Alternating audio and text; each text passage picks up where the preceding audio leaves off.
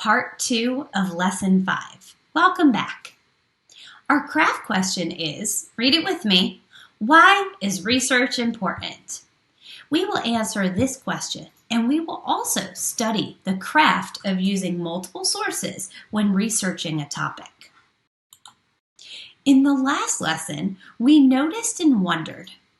We also summarized key information about the Negro Baseball Leagues as we read the first chapter of our new text, We Are the Ship. In this lesson, you are going to need some materials, so let's make sure you have them. Do you have your journal and writing materials? Are you using your electronic workspace?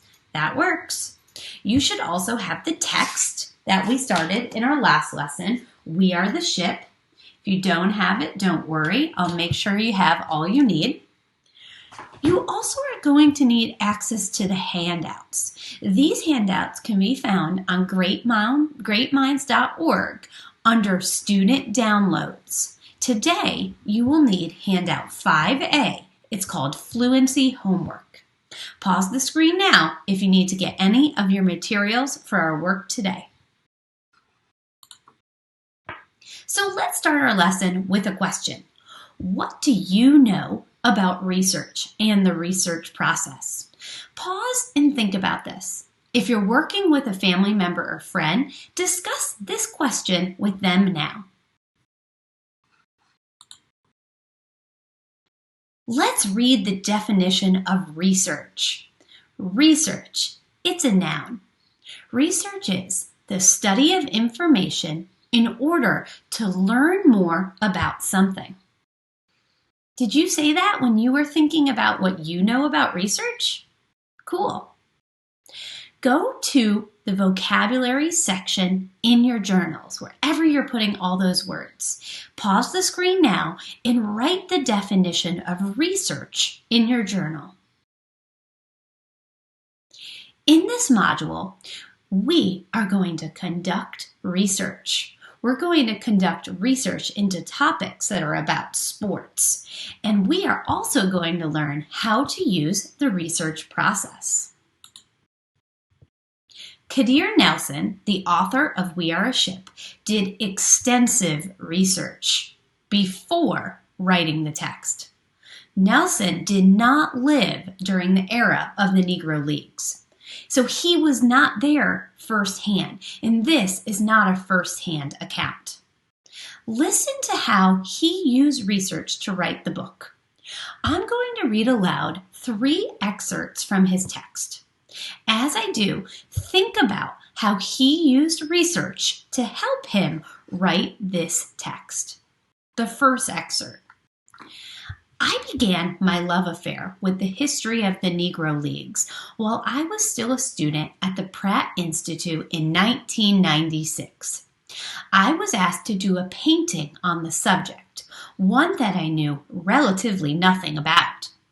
Around the same time that I began to do my research, Ken Burns' documentary, Baseball, was airing on PBS. I became entranced by its history and learned of baseball's overall importance, its role in the history of this country and subsequently the world. What I found most striking was the story of the Negro Leagues. So that's his first excerpt. Think about how he used research.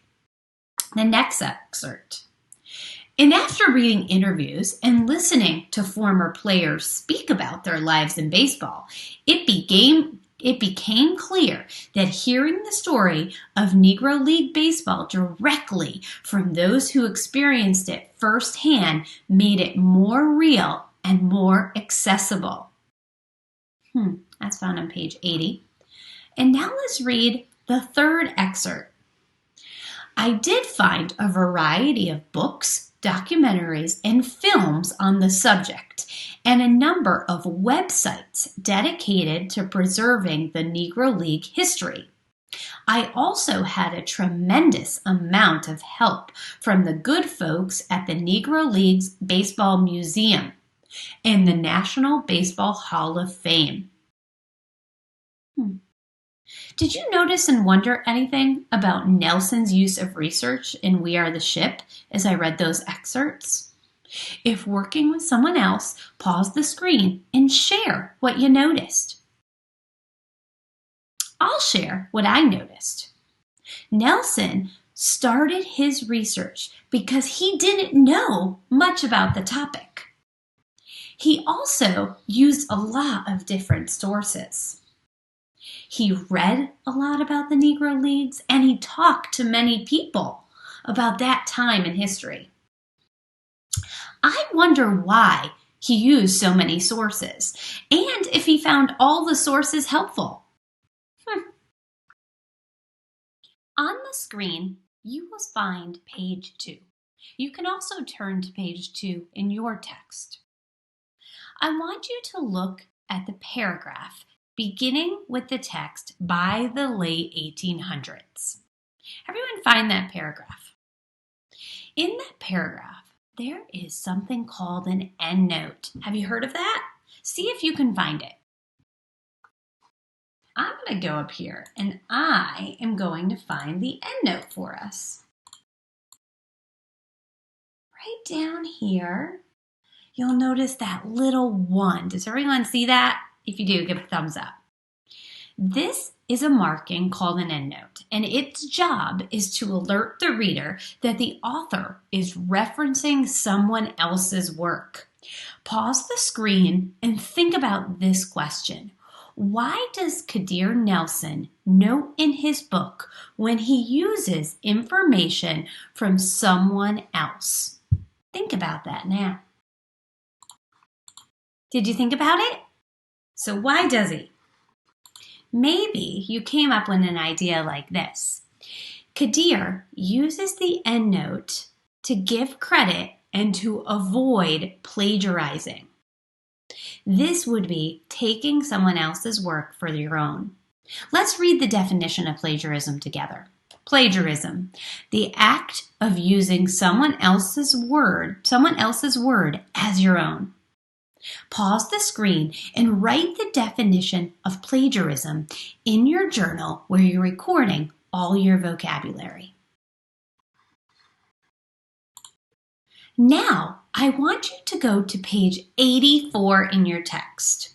We are going to examine the endnote section on page 84 of We Are the Ship. If you don't have your text, don't worry. I'm going to put it up on the screen for all of us to look at together.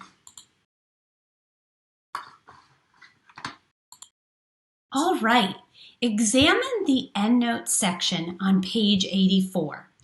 Can you find the source that Nelson is referencing from page 2? See if you can do that now. Did you find that it was Ward and Burns? Let's do that together. So over here, we saw that there was the little 1 endnote. If we go to the endnote section and we look at first inning, find the number 1, you will see the source that connects to. Pat yourself on the back if you got that right. Now, scan through the rest of the endnotes. Pause the video to think of your noticings and wonderings with these endnotes. I noticed that Nelson used many sources. I wonder if he actually did find all of them helpful. I also noticed that some of the same sources are referenced in different chapters. What were your noticings and wonderings? If working with someone else, share them now. Now on the screen, I am showing page 83. Turn to page 83 if you have your text. This page highlights the bibliography and filmography. A bibliography is a list of all the text someone uses to research a topic. A filmography is a list of all the films used. See if you can look that over on your own. Wow, Nelson used many sources. to build his knowledge for this text. So far in our lesson, we have examined the role that research has played in Nelson's writing of the text. You're going to complete the next tasks in your journals on your own. Why is it important for a person researching a topic to use more than one source to build their knowledge on that topic? Open up your journals, find a clean section, and take a moment to write your response to this question. I'm curious what you wrote. I wish I could see your responses. If you're working with someone, this would be a great time to share your thinking with them. Pause the screen if needed. You can use multiple sources as a way to build deep knowledge on a topic or to gain different perspectives. In our welcome module, we talked about primary sources. We are learning so much from so many different sources. Different authors have different perspectives on a topic. Getting different points of view can help us create our own point of view. In future lessons, you will learn how to research topics using multiple sources.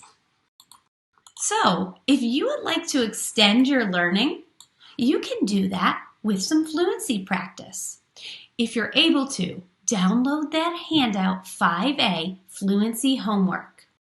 And what you're going to do is you are going to practice reading this section of text to build your fluency.